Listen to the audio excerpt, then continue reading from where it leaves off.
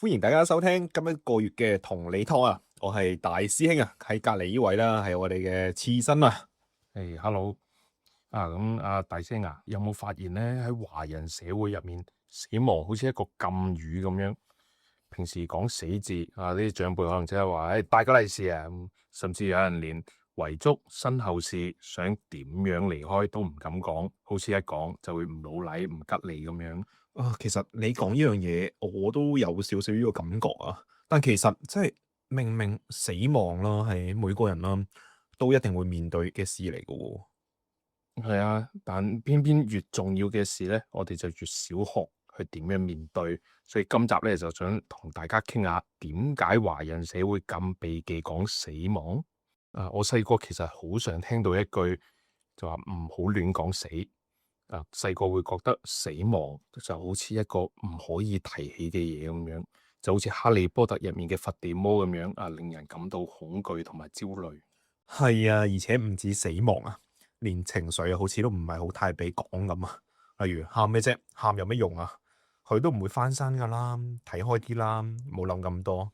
甚至咧會同一啲喪親者講啦，俾先人睇到你喊啊，佢哋都會唔捨得走啊，投唔到胎噶。所以好多人其實由細到大都好少機會學，甚至冇學過，就係點樣面對失去，更加冇學過點樣同人道別。我覺得人好多時唔係怕死亡本身，而係怕未準備好。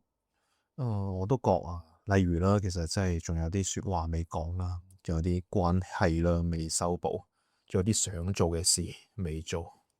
或者怕如果有一日身邊重要嘅人離開，自己唔知點面對，所以大家會避，因為一諗就好多情緒出嚟。以前睇電視嗰陣咧，就成日聽節哀順變。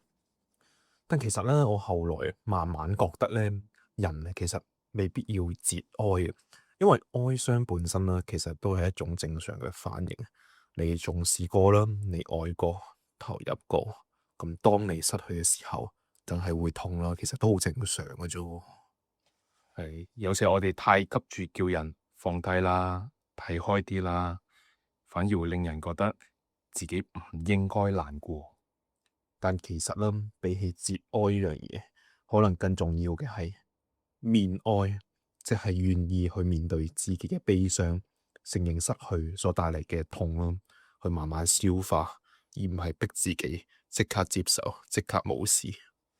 因為真正令人困住嘅，好多時候唔係哀傷本身，而係連傷心都唔敢。但有趣嘅係咧，越唔講越迴避，其實係越容易驚㗎喎。係啊，因為當事情真係發生，我哋先發現原來自己完全冇準備，完全唔知點安慰人，唔知點樣陪伴對方，甚至連自己嘅情緒都面對唔到。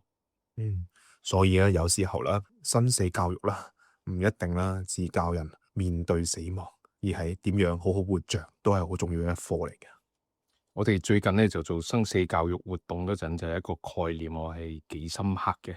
咁其實好多地方都推緊四道人生啦，即係道謝、道歉、道愛、道別。其實意思係啦，有啲說話啦，唔好等去到人生最後啦先嚟講。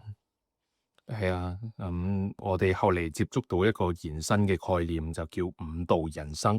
咁除咗頭先四道之外咧，就加多一個道生。即係咧，其實當經歷失去之後啦，人點樣去重新學習生活啦？因為生死教育其實唔只係學習點樣面對離開，某程度上都係學緊點樣繼續活落去。我覺得華人社會咧就有個誤解，好似一講死亡就代表係負面，但其實咧，願意去傾死亡呢件事情啦，反而可能代表開始認真思考生命呢樣嘢。當你知道人生有限，有時反而會更加珍惜身邊嘅人、時間、關係。其實咧，死亡離我哋咧真係唔遠㗎，但我哋咧一直冇乜機會可以好好咁傾呢件事情。所以如果今日聽完你腦海有浮現一個人，不如今晚就試下主動揾佢傾句偈，或者講一句多謝你。有啲說話及時講真係好重要㗎。而我哋最近都開始做一系列生死教育活動，包括工作坊、生命劇場等等。